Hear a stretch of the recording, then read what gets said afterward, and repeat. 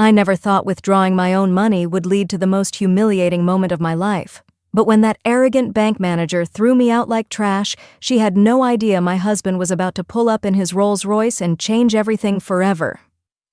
Before we dive into this incredible story of karma and justice, make sure to subscribe and hit that notification bell because you won't believe how this wealthy woman's attitude completely backfired.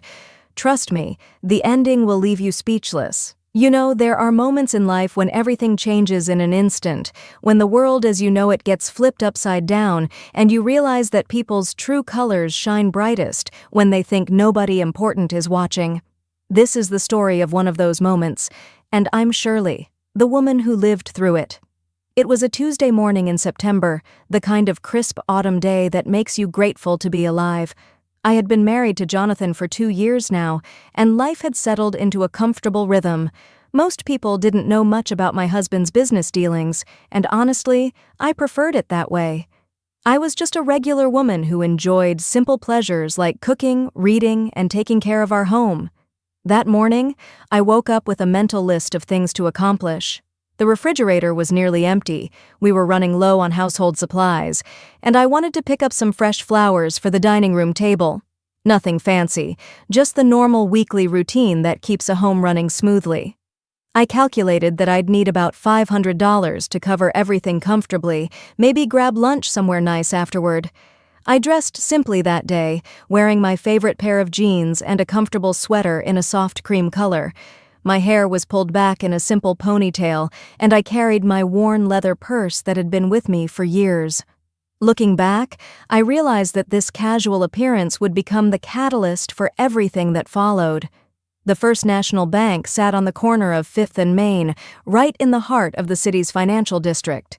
It was one of those imposing buildings with marble columns and brass fixtures, the kind of place that whispered old money and established power.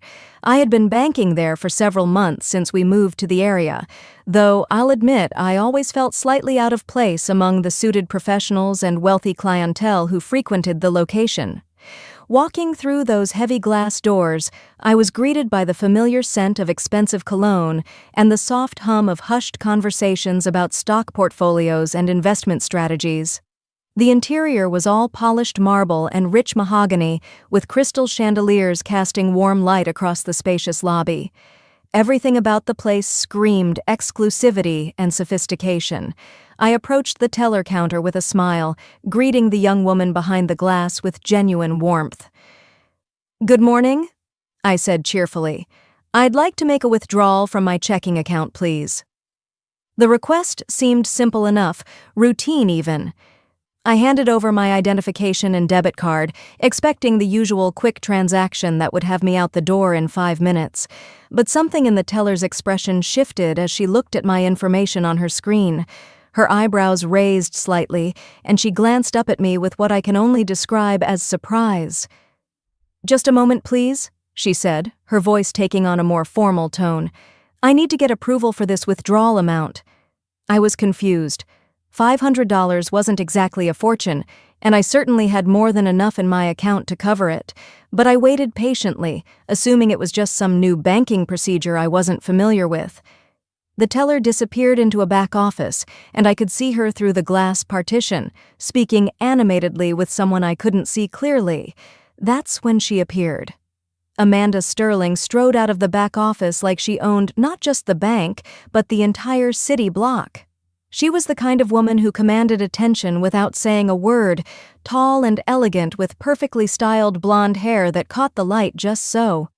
Her white designer suit probably cost more than most people made in a month, and every piece of jewelry she wore sparkled with the kind of brilliance that only comes from genuine diamonds. Amanda approached the counter with the confident stride of someone who had never been told no in her entire life. Her pale blue eyes scanned me from head to toe, taking in my casual attire with barely concealed disdain.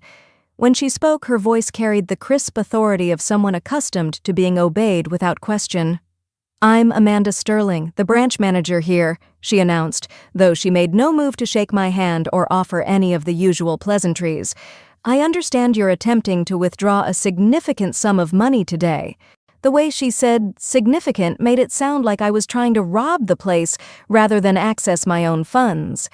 I felt my cheeks warm with embarrassment as other customers began to take notice of our conversation. "It's just $500, I explained quietly, hoping to keep the interaction discreet. "I need it for groceries and household expenses." My voice sounded smaller than I intended, and I could feel myself shrinking under her intense scrutiny. Amanda's perfectly sculpted eyebrows arched even higher. $500 is quite a substantial amount for someone in your circumstances, she said, her tone dripping with condescension. "I'm sure you understand that we have certain protocols to follow when customers request large cash withdrawals." The words hit me like a physical blow. My circumstances? What did she mean by that? I was a legitimate customer with more than enough money in my account to cover the withdrawal. But looking around at the other patrons in their expensive suits and designer handbags, I began to understand what she was really saying. In her eyes, I didn't belong here. "I have proper identification," I said, trying to maintain my composure even as my heart began to race. "And I'm certain there are sufficient funds in my account." I could hear the slight tremor in my voice, and I hated that this woman was making me doubt myself and my right to be there. Amanda made a show of examining my identification, holding it up to the light as if checking for forgeries. She typed something into her computer terminal, her long red fingernails clicking against the keys with sharp precision.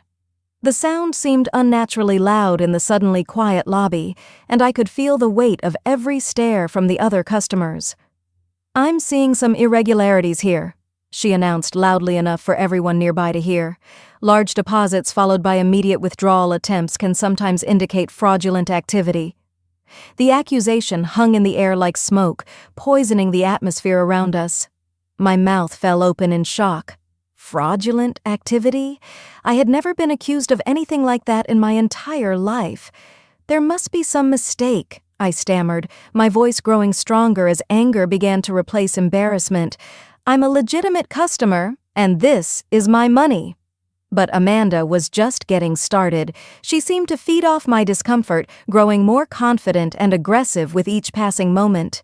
"I'm going to need to see additional documentation," she declared. "Proof of employment, recent pay stubs, and verification of the source of these deposits." The request was absurd, and we both knew it.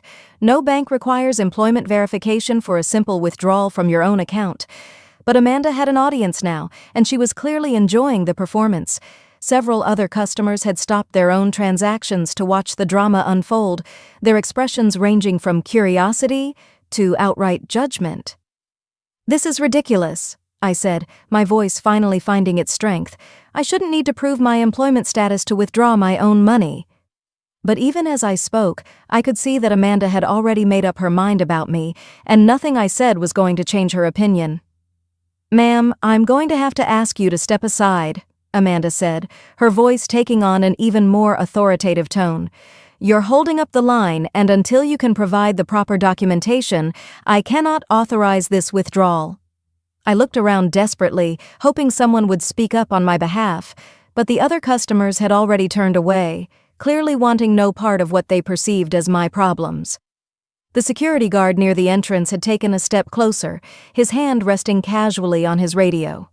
"I want to speak to someone else," I demanded, though my voice sounded weak even to my own ears.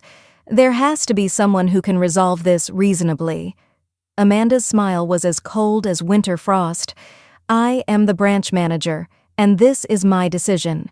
If you cannot provide the required documentation, I'm going to have to ask you to leave the premises." The humiliation was complete. Standing there in that marble lobby, surrounded by people who clearly thought I was some kind of criminal, I felt smaller than I had ever felt in my life. The woman I had married, the life I had built, none of it seemed to matter in the face of Amanda Sterling's judgment. "You're making a mistake," I whispered, though I'm not sure she even heard me over the sound of her own satisfaction. "Security?" Amanda called out, her voice ringing through the lobby like a bell. "Please escort this woman from the premises. She's become disruptive to our other customers." The security guard approached with the kind of gentle firmness that suggested he had been through this routine before. He was probably a decent man just doing his job, but in that moment, he represented everything that was wrong with this situation. "Ma'am, I'm going to have to ask you to come with me," he said quietly. I wanted to fight. I wanted to scream and demand justice and make them understand that they were wrong about me. But surrounded by hostile faces and judgmental stares, I felt powerless. So I did the only thing I could do. I gathered what little dignity I had left, held my head as high as possible, and walked toward the exit. Amanda's voice followed me across the lobby, loud enough for everyone to hear. "We simply cannot allow suspicious activity to compromise the security of our other customers' accounts," she announced, as if she were doing some great public service by throwing me out. The autumn air hit my face like a slap as I stepped onto the sidewalk. I stood there for a moment, trying to process what had just happened. In the span of 15 minutes, I had gone from a simple errand to complete humiliation. Tears stung my eyes, but I refused to let them fall where Amanda Sterling might see them through the bank's windows. I fumbled for my phone, my hands shaking as I tried to dial Jonathan's number. I needed to hear his voice, needed someone to remind me that I wasn't the person Amanda had made me feel like. But the call went straight to voicemail, and I realized he was probably in one of his important meetings where phones had to be turned off. Standing there on the sidewalk, clutching my phone and trying not to cry, I felt more alone than I had in years. The pedestrians walked past me without a second glance, everyone absorbed in their own lives and problems. I was just another person having a bad day, invisible to the world around me. That's when I heard it. The deep, distinctive purr of a very expensive engine. I looked up through my tears to see a silver Rolls-Royce Phantom gliding down the street, like something out of a dream. The car was absolutely magnificent, its chrome details gleaming in the autumn sunlight, its presence commanding attention from everyone on the sidewalk. But what really caught my attention wasn't the car itself, it was the man behind the wheel. Even from a distance, I could see those familiar, strong hands gripping the steering wheel, the confident posture that I knew so well. My heart leaped as the Rolls-Royce pulled smoothly to the curb directly in front of the bank, its arrival so perfectly timed it seemed like destiny. Jonathan stepped out of the car with the kind of natural grace that comes from complete confidence in your place in the world. He was wearing one of his perfectly tailored charcoal gray suits, the kind that cost more than most people's monthly salary, but looked so natural on him that you'd think he was born wearing it. His dark hair was styled impeccably, and his presence seemed to shift the very atmosphere around him. But it was his eyes that really mattered to me in that moment. When Jonathan saw me standing there on the sidewalk, clearly distressed, those kind eyes that I had fallen in love with filled with concern and then something much more dangerous. Anger. "Shirley," he said, reaching me in 3 quick strides. "What happened? Why are you crying?" I threw myself into his arms, no longer caring who might be watching or what they might think. In that moment, surrounded by his strength and his familiar scent, I felt safe for the first time since walking into that bank. "They threw me out," I whispered against his chest. "I just wanted to withdraw $500, and they treated me like a criminal."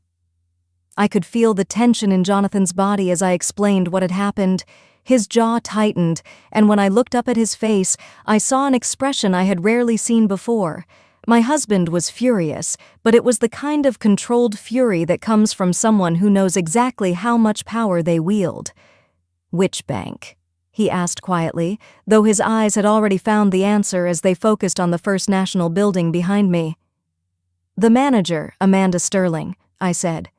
"She said I looked suspicious, that $500 was too much for someone in my circumstances." The words tasted bitter as I repeated them.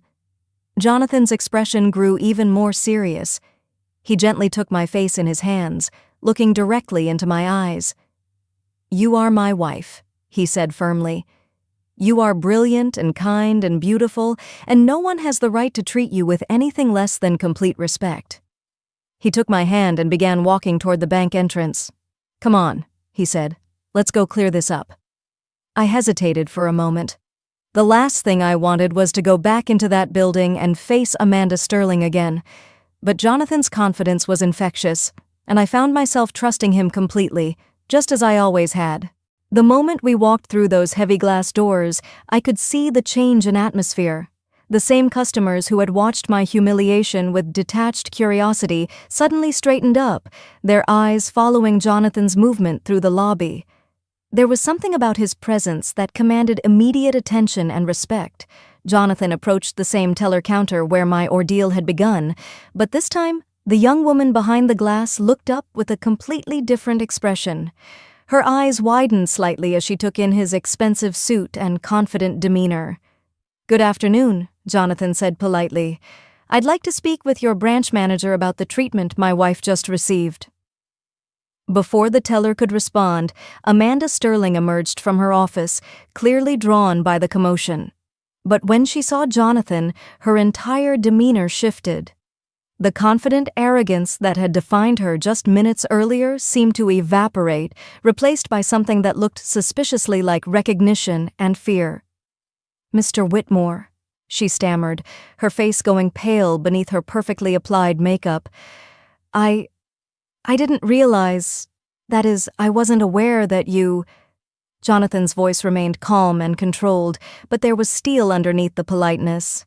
"Ms. Sterling, I believe you just ejected my wife from your establishment for attempting to withdraw money from her own account." The lobby had gone completely silent. Every customer, every employee, every person within earshot was hanging on every word of this exchange. Amanda looked around desperately, as if searching for an escape route that didn't exist. "There was a misunderstanding," she said quickly. "Some irregularities in the account that required additional verification. Standard banking protocol, you understand?" Jonathan's expression didn't change, but somehow his presence seemed to grow even more imposing. "Irregularities," he repeated slowly, "in an account that I personally set up, with funds that I personally deposited." The color drained completely from Amanda's face as the full implications of the situation became clear. "Mr. Whitmore, I assure you, if I had known—" "If you had known what?" Jonathan interrupted, his voice cutting through her excuses like a blade. "If you had known that my wife drives a luxury car, if you had known that she wears designer clothes, would that have changed how you treated a legitimate customer attempting to access her own money?" Amanda opened and closed her mouth several times, but no words came out. She looked like a fish gasping for air, and I almost felt sorry for her. Almost. "The fact is," Jonathan continued, "you made assumptions about my wife based on her appearance. You treated her with disrespect and suspicion, and then you had her removed from your establishment, all because she didn't look wealthy enough to deserve basic courtesy." By now, a small crowd had gathered to watch this unprecedented drama unfold. I could see other bank employees peering out from behind their desks, their faces filled with shock and fascination. This was clearly not something that happened every day at First National Bank. "Mr. Whitmore," Amanda tried again, her voice now pleading, "please understand. We have procedures, protocols that we must follow. I was simply doing my job." Jonathan's laugh was cold and humorless. "Your job is to serve customers with respect and professionalism. Instead, you chose to humiliate my wife in front of a room full of people. You accused her of fraudulent activity without cause, and you treated her like a criminal." He paused, letting the weight of his words settle over everyone in the lobby. "I'm curious, Ms. Sterling, do you know what Whitmore Industries is?" Amanda's eyes grew even wider, and I could see her hands beginning to shake slightly. "Of course, sir. You're one of our largest commercial clients." "That's correct," Jonathan confirmed. "We maintain several accounts here, including payroll for over 10,000 employees, operating funds for multiple divisions, and various investment portfolios. Would you like to guess what the total value of those accounts might be?" The question hung in the air like a sword about to fall. Amanda seemed to shrink with each passing second, and I could see beads of perspiration forming on her forehead despite the bank's air conditioning. "I think it's time for a change," Jonathan announced calmly. "My wife and I will be closing all of our accounts with First National Bank, effective immediately. We'll be moving our business to an institution that understands the value of treating all customers with dignity and respect." The silence in the lobby was deafening. I could see the other bank employees exchanging panicked glances, clearly understanding the magnitude of what Jonathan had just announced. Losing an account of that size would be devastating for any branch, and Amanda Sterling was the person responsible for that loss. "Mr. Whitmore, please," Amanda begged, her professional composure completely shattered. "There must be something we can do to resolve this situation. Perhaps we could discuss this privately in my office?" Jonathan shook his head firmly. "The time for private discussions was before you decided to publicly humiliate my wife. You made your choice in front of all these people, and now you can face the consequences in front of them as well." He turned to address the crowd that had gathered around us. "Let this be a lesson to everyone here," he said, his voice carrying clearly through the marble lobby. "Wealth isn't measured by the clothes someone wears or the car they drive. It's measured by how they treat others, especially those they think can't help them." Looking back at Amanda, Jonathan's expression softened slightly, but his words remained firm. "Miss Sterling, I hope you learned something from this experience. My wife is one of the kindest, most genuine people I've ever known. She didn't deserve to be treated the way you treated her today." Amanda was crying now, tears streaming down her face as the full impact of her mistake became clear. "I'm so sorry," she whispered, though whether she was apologizing to us or to herself was unclear. Jonathan took my hand and began walking toward the exit. "Come on, sweetheart," he said gently. "Let's find a bank that deserves our business." As we walked across that marble lobby for the second time that day, I felt completely different than I had during my first exit. This time, I held my head high, my hand securely in my husband's, surrounded by his love and protection. The people who had watched my humiliation now watched my vindication, and I could see the respect and even admiration in their eyes. Just before we reached the door, Jonathan paused and turned back one final time. "Oh, and Miss Sterling," he called out, his voice carrying clearly across the silent lobby. "In case you're wondering, my wife could have withdrawn $50,000 today if she had wanted to. The account has more than sufficient funds." The gasps from the crowd were audible, but we didn't stay to hear any more. Jonathan held the door open for me, and we stepped out into the afternoon sunlight together. As we walked toward the Rolls-Royce, I felt lighter than I had in hours. The humiliation and anger had been replaced by something much more powerful, the absolute certainty that I was loved and valued by the man walking beside me. "I'm sorry you had to go through that," Jonathan said as he opened the car door for me. "No one should ever treat you that way." I looked back at the bank one final time, seeing Amanda Sterling through the window, slumped in a chair with her head in her hands. Her colleagues were clustered around her, and I could only imagine the conversations that were taking place behind those glass walls. "You know what?" I said, settling into the luxurious leather seat of the Rolls-Royce. "I think she learned something important today, and maybe some of those other people did too." Jonathan smiled as he started the engine, that beautiful sound filling the air around us. "What did you need that $500 for, anyway?" I laughed, the first genuine laugh I'd had all day. "Groceries. I was going to buy groceries and maybe some flowers for the dining room table." "Well," Jonathan said, pulling smoothly away from the curb, "let's go buy the most beautiful flowers in the city, and then let's have lunch somewhere special to celebrate." "Celebrate what?" I asked. "The fact that you're the strongest, most dignified person I know," he replied, "and the fact that Amanda Sterling just learned the most expensive lesson of her career." As we drove away, I caught a glimpse of the bank in the side mirror, growing smaller behind us. I never did find out what happened to Amanda Sterling after that day, but I like to think she became a better person because of it. Sometimes the hardest lessons are the ones that matter most. 3 months later, we received a letter from First National Bank. It was from Amanda Sterling, handwritten on personal stationery rather than bank letterhead. In it, she apologized again for her behavior and thanked us for teaching her something she said she would never forget. She had been demoted from her position as branch manager, but she wrote that she was grateful for the experience because it had made her a better person. I never responded to the letter, but I didn't throw it away either. It sits in my desk drawer as a reminder that everyone deserves to be treated with dignity and respect, regardless of how they look or what others might assume about their circumstances. And every time I need to make a withdrawal from our new bank, the staff greets me with genuine warmth and professionalism. They know me by name, ask about my day, and treat every transaction, no matter how small, as important. It's amazing what a difference respect can make. Can you believe how quickly karma struck back? This story proves you should never judge a book by its cover. If you enjoyed this tale of instant justice, smash that like button and share your thoughts in the comments below. Have you ever witnessed someone get their comeuppance this dramatically? Subscribe for more incredible real-life stories that will restore your faith in justice.